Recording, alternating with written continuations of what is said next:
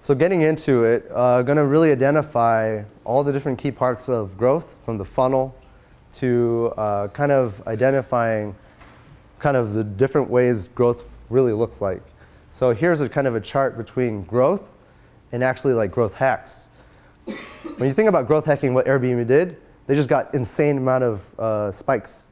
And if you get other places like PR launches, getting yourself in major publications, on Product Hunt, Reddit, and you're just getting viral, right? That's when you get those huge explosions. But that doesn't matter if your product or service sucks and if you can't actually have retention. If Airbnb didn't actually have a good service and they didn't keep pushing growth, then their growth is going to look like this and then going to collapse down. And you see that a lot with even just like Kickstarter projects that I've helped advise. They would go and have these all big publications and be featured everywhere else, but then they wouldn't do anything with those contacts. And after their Kickstarter, they didn't do any marketing with the emails that they had, and then after that, they didn't have that sustainable growth. So it's important to understand that growth hacking is really cool. It's exciting. It's nice to get 1 million users and get silver bullets, but you also have to keep in mind of the long-term game and focus more so on actual growth, the whole process, and just keep stacking up every growth hacks that you're doing and continuing forward so that you can keep going up to the top right. And what it really looks like in terms of like that whole growth behind the scenes is not just like one singular channel. It could be just Craigslist, but Airbnb did a whole other tactics all on other social media platforms from Pinterest, Twitter, Instagram, all to kind of grow their tactics.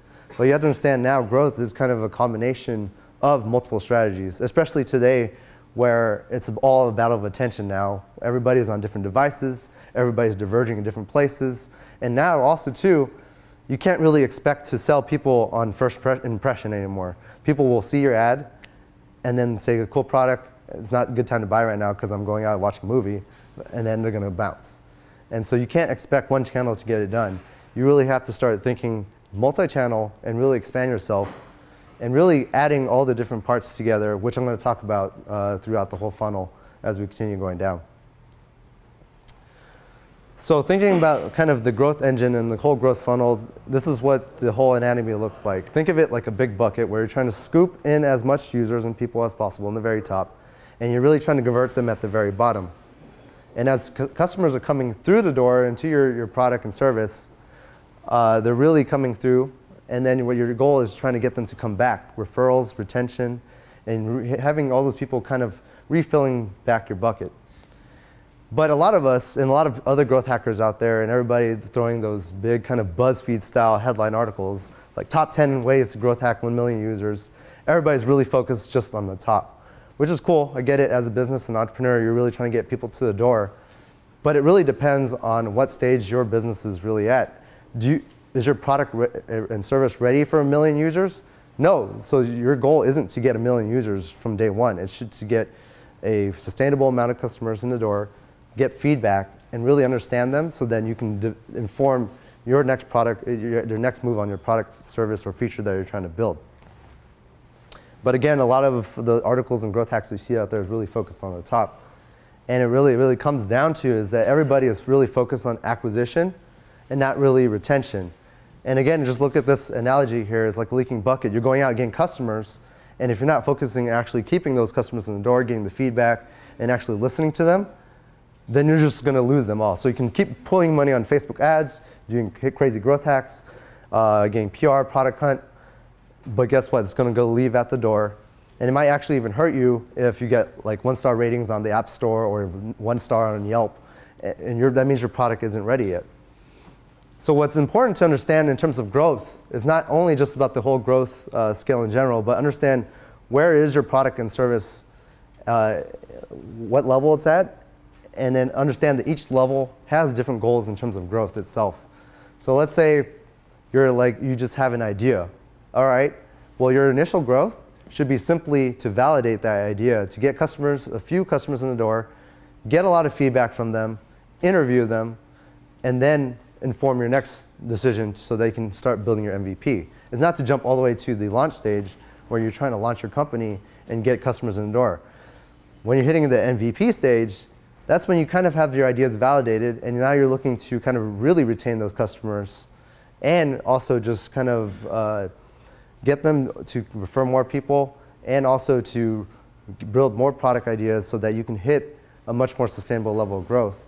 Then once you're ready to hit the launch stage, that's when you hit the gas pedal and run kind of the growth hacks that Airbnb did, where they hit the gas pedal, hit millions of users, and then bring them in once they really tested out the market and get that product out.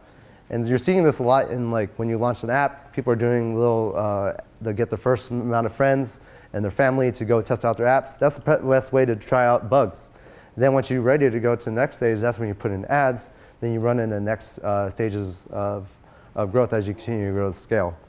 So just keep in mind of that when you're thinking about building your own startup and your own business, that don't keep trying to jump to the end finish goal because you're not ready for that yet. Understand that you need to hit the next milestones to then keep growing. And even when you hit the launch stage, you have to ask yourself where your company is at. Are you trying to raise your next round? Then your goal its goal is to prove that you have to have traction, but don't spend all your runway trying to get that. Get enough data to identify how much customers you can actually get, then go to an investor with that data and say that you can go invest in me and I can get even more customers. Again, just keeping in mind in each of the different stages, I've seen this so many times where startups and companies just literally keep throwing money for growth and trying to get more customers in the acquisition without understanding what is the end game goal for the company and with their business, wherever the stage they're at. So a really good book that I always like to recommend throughout to a lot of people is called Traction. And Traction, this book, identifies every single channel that exists out there. So when I talk about multi-channel growth, Traction kind of talks about SEO, PR, guerrilla marketing, offline marketing, mailers, and it interviews all these different people talking about the different channels. And what you ultimately have to do when you're going out trying to market and grow your business is just ask yourself, where is your customers congregating at? Are they on Snapchat? Are they on Instagram? Are they on Pinterest? And if you really don't know, just take a pause and go see your competitors and then go look at them on each of the different channels and see what they're doing. Do they have a lot of followers? Do they have a lot of engagements? Do they have a Facebook group? And study and reverse engineer what they're exactly doing, because they've done all the homework for you. Why do you have to go out and try to learn the platform? Go take a look at competitors, see what kind of content they're putting out, and see if there's even an audience. If there's not, then you could be first to market in that platform, but that's only if the audience can match that angle.